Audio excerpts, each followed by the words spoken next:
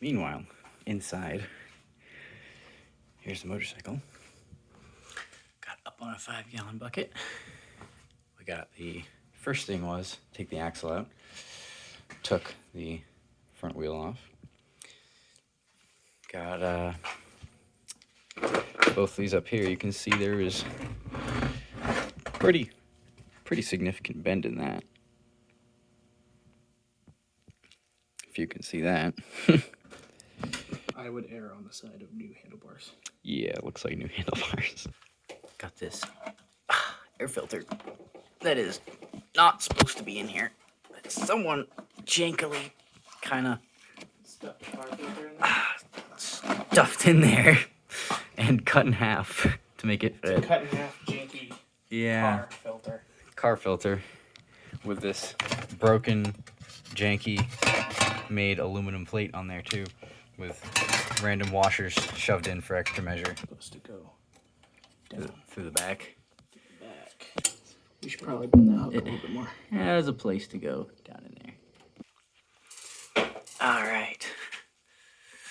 Fuel tank definitely moved a bit. Gonna have to fix that too. But here's the front brake. Rat's nest wiring.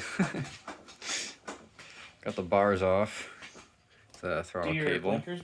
So here, this is the brake master cylinder, and broke the brake lever off here. So there's that. And got a new one of those on the way. New lever because one of those broke off. This is the good one. Obviously the grip got torn up on the throttle handle because the right bars went into the ground.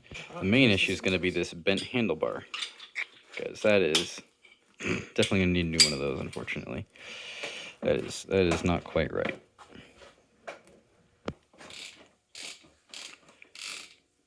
Straighten the what are these things called? The fork holders. The bar mount, I think. Bar mount. That's what they call that. Because that got a little twisted. So the right fork did not impact the telephone pole, so it's good. We're straightening the mount using that to line up the holes. And then when the new ones get here, it should be straight already. So, that.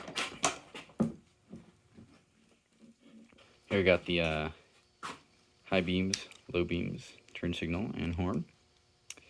So, and then over here, clutch lever. Of course, can't really squeeze it right now. And then over here, brake and engine power switch. Oh, not the cutoff switch. Also discovered the battery fuse right here. The main fuse, the 10 amp one, was blown, so I replaced that, and then the lights seem to work better. It's good. Still runs just fine. Grippy.